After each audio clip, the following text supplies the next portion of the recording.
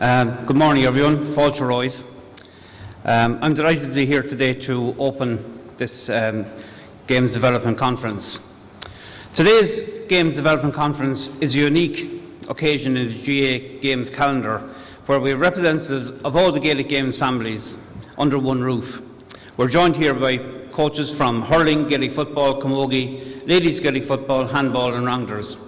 We know you have travelled from far and wide, and we have delegates from all over Ireland, from Britain, Europe, Asia, North and South America and from Australasia, and you're all very, very welcome.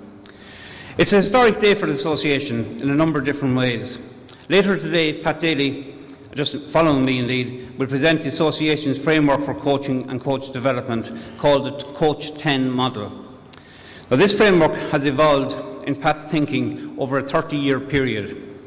It's unique in that there is no comparable framework published by any association, amateur or professional, in Ireland, Europe or worldwide. And indeed, academics who have heard Pat outline his thinking on this have been blown away by the coherence of his thinking, and it's the work of 30 years, and I hope you will enjoy it.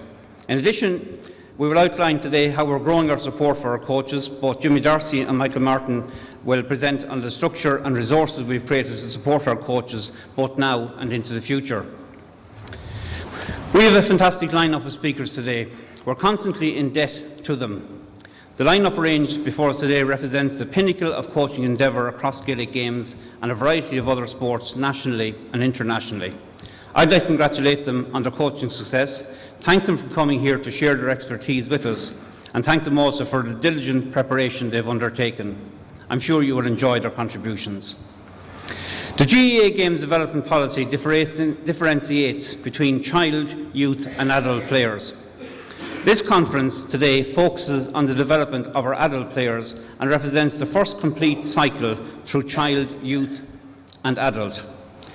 This ensures that our adult players are provided with a balanced series of meaningful games within Gaelic Games, and that's central to maintaining a lifelong relationship with the association.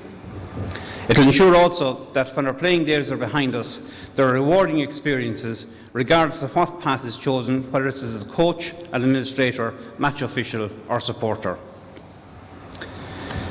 Much has been spoken and written recently on the work conducted by our Football Review Committee under the chairmanship of Eugene McGee. I'd like to thank them for the exhaustive effort they've undertaken in their role. They produced one report so far. They have a second one to come concerning the playing of Gaelic football, and they'll also report in due time on competition structures. Today we'll have the opportunity to hear from the committee directly, listen to the opinion of current and former managers, coaches, players and referees on the proposals mooted. I believe that each of our Gaelic Games has the potential to be the sport of choice for children, for teenagers and for adults worldwide. And we must remember that our role is to nurture our games and to ensure that we pass them along to future generations in the best possible manner. I'd like to recognise today the contribution from our sister associations on Cumann Camogie, Cumann Pel Gael na Mon, Cumann Líomhróid Láimhe Héireann and Corla Cluichí Cor. I'm delighted to welcome here today the President of Cumann Camogie, Aileen Lawler. We have apologies from Pat Quill, who just can't be with us today. Delighted to have Joe O'Donoghue here as well, and we recognise that Walter O'Connor cannot be with us today. But we are saying to them that the ongoing contribution to the partnership is vital to us. If we were designing the GAA today, we would not have 5 separate organisations.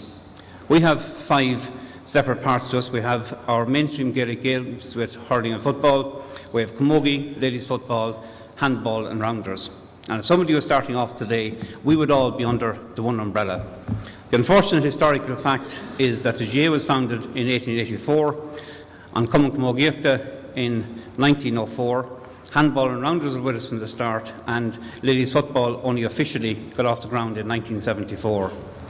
Possibly in 1974 an opportunity was lost where we could have united the entire group.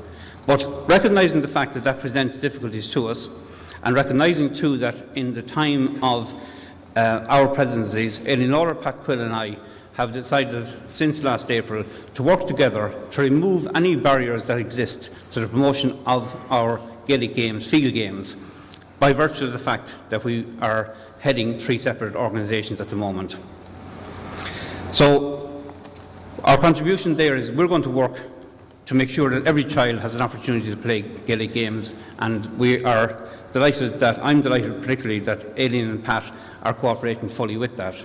To add to that then, the 3 field organisations are cooperating in the promotion of handball and rounders. And we're saying to every club, every school, and every unit of the organisation that's involved in our field games, we're saying that somewhere on your premises there should be room for a one-wall handball court at least, so that we can say that's our contribution, and we'll be able to say to the children, if you don't want to fully concentrate on the 3 field games, handball is an excellent way to hone your skills, and there are obvious advantages for transferable skills in both hurling and Gaelic football.